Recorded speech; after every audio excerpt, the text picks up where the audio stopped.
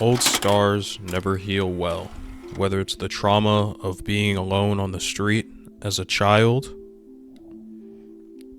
a life where your mother would rather sell you out than help you, or if it's finding your best friend strung out on heroin, or being thrust into a life of crime fighting as your only outlet for these negative emotions. Hiding pain and trauma behind thinly veiled jokes as you beat up on C-list villains who decide to rob banks in skin-tight outfits. But none of this really stuck with Jason for long. He was always angry, aggressive. He cared little for what these criminals felt, often wanting to give them the harshest treatment possible, because he was so angry in and of himself. Because he couldn't move on from his own past, his own trauma, he would rather take it out on others, much like Batman does. But Bruce had never actually wanted something like this for Jason. He had given him the mantle of Robin to be a beacon for hope, to be a beacon for success. But Jason never saw it that way. He wanted to be just like Batman. He wanted to push it even further, which caused the two to butt heads constantly. But of course, this butting of heads eventually leads to something even darker. All it takes is one slip up and one mishap for the Joker to beat you to death. All over nothing, really, other than just getting back at Batman.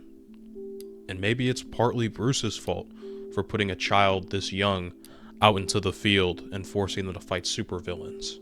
But there's no coming back from a process like that whole. You're gonna come back broken, you're going to come back scarred, and you're going to come back different.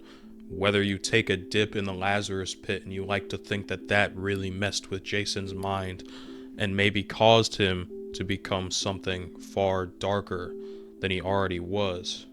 Or if this was simply just how Jason always was, that this darkness was there, but being resurrected from a cosmic event, and the knowledge that the Joker was never truly punished for what he did finally just had him snap. Either way, one thing is true, and that's whatever came back is far darker than what was before.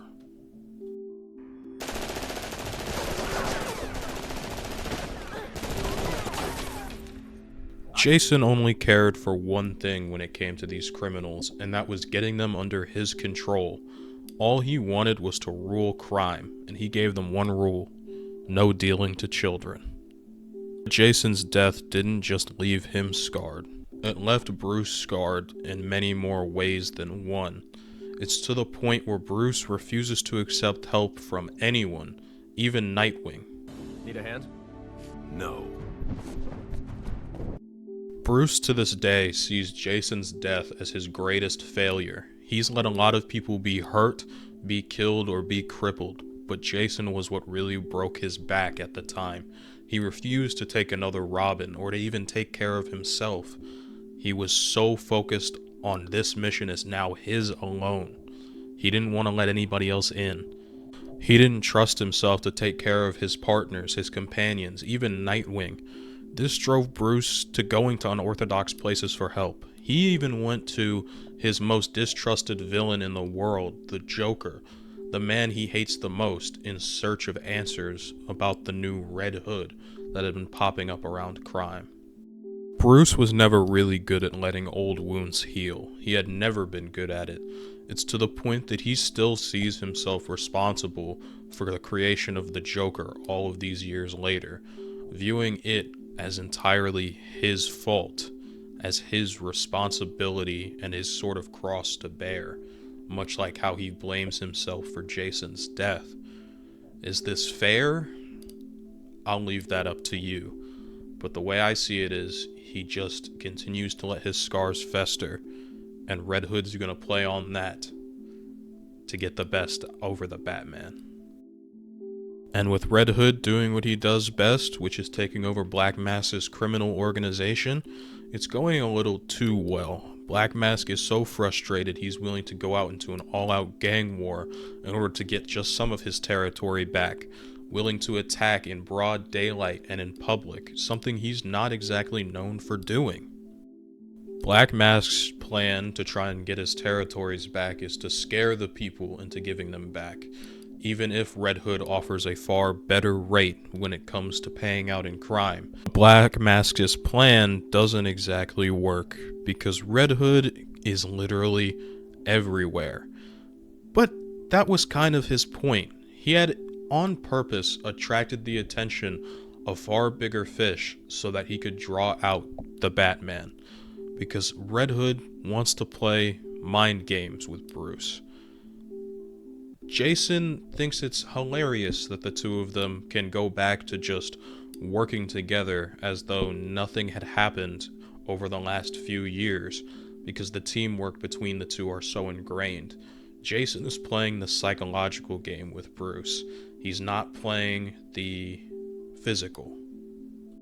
And Jason continues to prove this point by deciding to kill one of their adversaries in the middle of fighting with Batman, in particular to show him how ineffective his way of dealing with crime is, because he believes he's right. What are you? I'm cleaning up Gotham. More than you ever did. You're stealing territory from Black Mask and killing anyone who gets in your way. Black Mask is just a part of the plan. Plan? You're becoming a crime lord. Yes, you can't stop crime. That's what you never understood. I'm controlling it. You want to rule them by fear, but what do you do with the ones who aren't afraid? I'm doing what you won't. I'm taking them out. Jason is truly believing in this sort of crime mob boss mentality, believing that this is far better than Batman. And to his credit, it is working fairly well. Crime against young children and against women was down almost 60%, and Black Mask was clearly flustered enough to be beating up on his own guys. But Red Hood decided that just taking his territory wasn't enough. He wanted to get a sort of measure of revenge on Black Mask, and even if he doesn't kill them, a sort of psychological advantage against the Black Mask. So he decides to launch a literal RPG into the front of Black Mask's establishment as he tried killing him. Now, Black Mask lives, but Red Hood had accomplished his goal. He wanted to get Black Mask desperate enough to go out and recruit the craziest and most dangerous person he could imagine. The Joker. Red Hood's whole entire plan was to get Black Mask paranoid enough to get the Joker out of prison in order to deal with his problem. But the funniest part about all of this is that the Joker kidnaps not only Black Mask's crew, but all of Red Hood's crew that he had been building up to make this criminal empire, and was threatening to set them ablaze. And what makes this all so interesting is that Red Hood couldn't care less about the people he had recruited. He simply just wanted Joker. None of him becoming a crime boss was really Red Hood's end goal. His end goal was to challenge Batman's philosophy and to get a measure of revenge on the Joker in the same way the Joker did to him. Jason was never going to let these scars heal. He was never going to move on, at least not without the threat of revenge, of hurting the person who hurt him so deeply. And that's exactly what he did. And he got what he wanted. He got his showdown with Bruce Wayne, or Batman, his former father, just to try and show him how wrong his ideology is. Red Hood and Batman not only had a battle of physical, but also a battle of the mental and the emotional. Jason had basically just spent the last few months emotionally and mentally torturing Bruce over his own death and his own trauma, all so he could bring Bruce back to one singular place. Jason is fairly smart. He knew he would lose a hand-to-hand battle with Batman, but that wasn't the point. The point was guiding Batman somewhere. So Jason let himself essentially get beat up on in order to take Batman where he wanted him. Because at the end of the day, to Jason, none of whatever he was doing in Gotham mattered. His crime boss, whether he was going to actually put crime away, all that mattered was Joker, Batman, and him. Ignoring what he's done in the past. Blindly, stupidly disregarding the entire graveyards he's filled. The thousands who have suffered. The friends he's crippled. You know, I thought I'd be the last person you'd ever let him hurt. If it had been you that he'd beat to a bloody pulp, if he had taken you from this world, I would have done nothing but search the planet for this pathetic pile of evil death-worshipping garbage and send him off to hell. You don't understand. I don't think you've ever understood. What? What, your moral code just won't allow for that? It's too hard to cross that line? No! God almighty, no. It'd be too damned easy. All I've ever wanted to do is kill him. But if I do that, if I allow myself to go down into that place, I'll never come back. Battle not with monsters, lest you risk becoming a monster yourself. For when you gaze into the abyss gazes back.